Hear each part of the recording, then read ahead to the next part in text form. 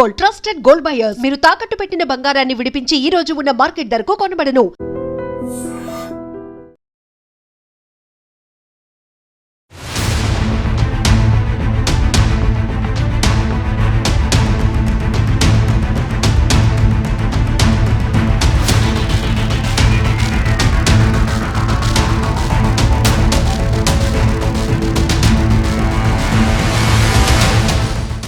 Big breaking.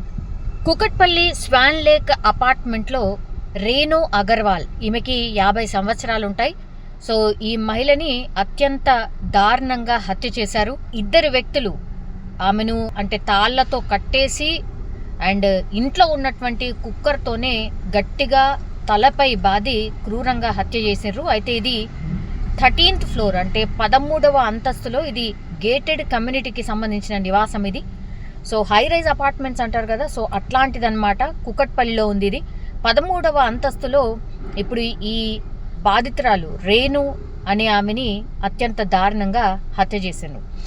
వారం క్రితమే, అంటే అనుమానం ఎవరిపైన అంటే వారం క్రితమే ఇంట్లో పనికి ఒక జార్ఖండ్కి చెందినటువంటి వ్యక్తి చేరినట్టుగా చెప్తున్నారు. అంటే వారం లేకపోతే 11 రోజులు అయ్యింది అంతే. ఆ వ్యక్తిని కొత్తగా పనిలో చేర్చుకున్నారు. అతనితో పాటుగా మరో వ్యక్తి కూడా అనుమానాస్పదంగా మనకు కనిపిస్తోంది. సీసీ కెమెరా ఫుటేజ్లో కూడా స్పష్టంగా కనిపిస్తున్నారు. ఒక వ్యక్తి ఏమో పనికి చేరిన వ్యక్తి వీళ్ళింట్లో, అట్లాగే ఇంకొక వ్యక్తి కూడా అనుమానాస్పదంగా ఆ లిఫ్ట్లో కనబడుతున్నారు స్పష్టంగా మనకు. సో పోలీసులు అయితే కేసు నమోదు చేసుకొని దర్యాప్తు చేస్తున్నారు. యాక్చువల్లీ ఈ స్వాన్ లేక్ గేటెడ్ కమ్యూనిటీలో రాకేష్ అగర్వాల్ అట్లాగే రేణు అగర్వాల్ వీళ్ళిద్దరు కూడా ఫతేనగర్ స్టీల్ దుకాణం ఉంది ఈ దంపతులకి. అయితే ఈ రాకేష్ అగర్వాల్ అట్లాగే ఆయన కుమారుడు ఎవరైతే ఉన్నారో శుభం కూడా, వీళ్ళిద్దరూ స్టీల్ దుకాణం నిర్వహిస్తూ ఉంటారు ఫతేనగర్లో. వాళ్ళిద్దరు కూడా రోజులాగానే షాప్కి వెళ్ళిపోయారు. వీళ్ళకు ఒక కుమార్తె కూడా ఉంది. ఆమె ఇక్కడ చదువుకోదు, ఆమె వేరే రాష్ట్రంలో చదువుకుంటోంది. అయితే రేణు అంటే ఇప్పుడు ఎవరైతే చనిపోయిందో ఈమె మాత్రమే ఒంటరిగా ఇంట్లో ఉంటుంది.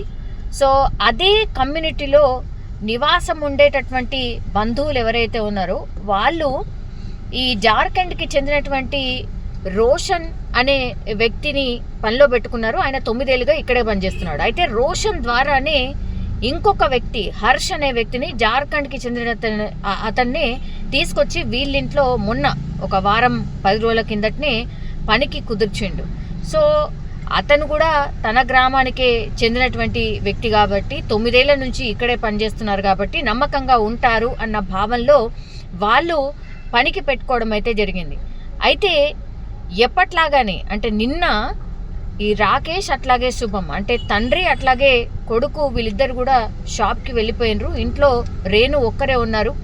సాయంత్రం 5 అవుతోంది. భర్త అట్లాగే కుమారుడు ఎవరైతే షాప్కి వెళ్ళారో ఆమెకు చాలా టైమ్స్ కాల్ చేశారు, అయినా ఆమె పిక్ చేయట్లేదు.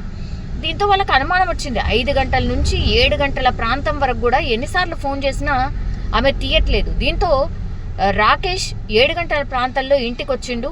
ఇంటి డోర్ కొట్టినా కూడా ఎంతకీ తీయట్లేదు. దీంతో దగ్గరలో ఒక ప్లంబర్ని పిలిపించి ఆ డోర్ని బద్దలు కొట్టే ప్రయత్నం చేసిండ్రు. అది ఇంటి వెనక వైపు నుంచి కూడా లోపలికి వచ్చే దారి అన్నమాట. ఆ డోర్ని బద్దలు కొట్టిండ్రు, లోపలికి ప్రవేశించిండ్రు బద్దలు కొట్టిన తర్వాత. దీంతో ఒక్కసారిగా షాక్. ఎందుకంటే వాళ్ళు ఎక్స్పెక్ట్ చేయనటువంటి సంఘటన. బికాజ్ రాకేష్ ఇంట్లోకి వెళ్ళగానే హాల్లో టోటల్గా రేణు, ఆమె కాళ్ళు చేతులు కట్టేసున్నాయి, పూర్తిగా రక్తపు మడుగులో పడి ఉంది. తల అండ్ ఆమె శరీర భాగాలపై తీవ్ర గాయాలున్నాయి. అక్కడ చనిపోయినట్టుగా స్పష్టంగా కనిపిస్తోంది. మరి ఎన్ని గంటలకు జరిగిందో ఏంటో తెలియదు, కానీ వెంటనే పోలీసులకు సమాచారం ఇచ్చిండ్రు, దర్యాప్తు స్టార్ట్ చేసిండ్రు. సో ఇదంతా ఎందుకు జరిగింది ఏంటి అనేది కూడా పోలీసులు కేసు నమోదు చేసుకొని దర్యాప్తు చేస్తున్నప్పుడు ఇంతకుముందు నేను చెప్పినట్టుగా ఈ హర్ష్ అట్లాగే రోషన్, అంటే ఈ రోషన్ ఆల్రెడీ 9 ఏళ్ళుగా ఉంటున్నాడు. హర్ష్ని జార్ఖండ్ నుంచే రీసెంట్గా పిలిపించిండు, వీళ్ళింట్లో పనికి కుదిర్చిండు. సో వీళ్ళిద్దరే ప్లాన్ ప్రకారం ఈ దారుణానికి పాల్పడినట్టుగా పోలీసులు ప్రాథమికంగా నిర్ధారించిండ్రు. అదే కాదు, ఇప్పుడు రేణును, ఇప్పుడు ఎవరైతే మృతురాలున్నారో ఆమెని తాళ్లతో ఫస్ట్ కట్టేసిండ్రు, అట్లాగే ఇంట్లో డబ్బులు ఎక్కడున్నాయి, నగలు ఎక్కడున్నాయి, ఇవన్నీ చెప్పాల్సిందిగా చిత్రహింసలు పెట్టిండ్రు, కొట్టిండ్రు, తర్వాత బెదిరించిండ్రు, ఇవన్నీ చేసిండ్రు. అట్లాగే తాళ్లతో కట్టేసిర్రు. ఇదంతా చేసిన తర్వాత కూడా ఆమె చెప్పలేదు. దీంతో ఆ ఇంట్లోనే ఉన్నటువంటి కూరగాయల కత్తు ఏదైతే ఉంటుందో ఆ కత్తిని తీసుకొచ్చి ఆమె గొంతు కోసిర్రు. అట్లాగే ఇంట్లో ఉన్నటువంటి కుక్కర్తోనే ఆమె తలపై గట్టిగా కొట్టారు. దీంతో అక్కడే స్పాట్లో చనిపోయినట్టుగా పోలీసులు అయితే నిర్ధారిస్తారు. సో వీళ్ళు ఆ తర్వాత మరి ఎట్లా ఎస్కేప్ అయినరు ఏంటి అని చూసినప్పుడు ఈ ఇంట్లో లాకర్లు ఏవైతే ఉంటాయో వాటన్నిటిని పగలగొట్టేసిర్రు.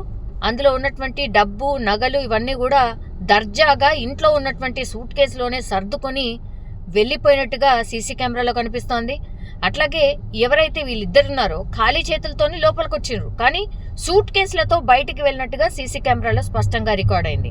హత్య అనంతరం ఈ నిందితులు ఎవరైతే ఉన్నారో వాళ్ళు ఇప్పుడు రక్తపు మరకలు అన్నీ, ఇప్పుడు ఆమెను చంపినప్పుడు రక్తపు మరకలు అన్నీ ఉంటాయి కాబట్టి ఆ బట్టలన్నీ కూడా ఆ ఇంట్లోనే అక్కడే పడేసి మళ్ళగా ఆ లోపల అంటే అక్కడే ఆ ఇంట్లోనే స్నానం చేసి వేరే దుస్తులు వేసుకొని దర్జాగా వెళ్ళిపోయినట్టు స్పష్టంగా సీసీ కెమెరాలో కనిపిస్తోంది. అట్లాగే ఇదంతా జరిగిన తర్వాత కూడా మళ్ళీ ఇంటికి తాళం వేసేసి ఇప్పుడు ఎవరిదైతే లూటీ చేసిర్రో, హత్య చేసిర్రో ఆ కుటుంబానికి సంబంధించిన స్కూటీ పైనే వీళ్ళిద్దరూ పరారైనట్టుగా పోలీసులు అయితే నిర్ధారించినటువంటి పరిస్థితి అయితే కనిపిస్తోంది. సో పక్కాగా రెక్కి నిర్వహించి ఎవరుంటారు, ఎప్పుడు ఉంటారు, ఏం చేయొచ్చు, ఎట్లా దోపిడీ చేయొచ్చు, ఎట్లా ఎస్కేప్ అవ్వచ్చు అనేది కూడా పూర్తిగా స్కెచ్ ప్రకారమే ఇదంతా చేసినట్టుగా పోలీసులు అయితే భావిస్తున్నారు. వెంటనే పోలీసులు 5 బృందాలుగా ఏర్పడి ప్రస్తుతం నిందితుల కోసం అయితే గాలిస్తూ ఉన్నారు.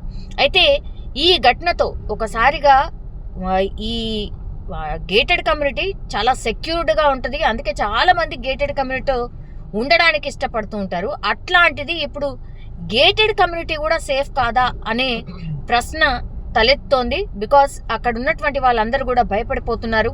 ఇదేంటి 9 ఏళ్లుగా ఉన్నటువంటి ఈ వ్యక్తే ఇంత దారుణంగా నమ్మకంగా ఉండి హత్య చేయడం ఏంటి అనేది కూడా పెద్ద ఎత్తున చర్చ అయితే నడుస్తోంది. సో పూర్తిగా ఇక్కడ జరిగినటువంటి ఇన్సిడెంట్తో అయితే ఎంత నమ్మకస్తుడైనా సరే ఎప్పుడు ఎట్లా మారిపోతాడో అనే దానికి ఎగ్జాంపుల్ ఇది అనుకోవచ్చు. కానీ పాపం అత్యంత దారుణంగా ఆమెను ఎంత భయంకరంగా చంపారో వాళ్ళు చూసినటువంటి స్పాట్లు చూసిన వాళ్ళందరూ కూడా మాట్లాడుకుంటున్నటువంటి పరిస్థితి ఇది. కుకట్పల్లిలోని స్వాన్ లేక్ గేటెడ్ కమ్యూనిటీలో నిన్న జరిగినటువంటి సంఘటన ఒకసారి కుకట్పల్లి ఉలిక్కిపడింది అని చెప్పొచ్చు.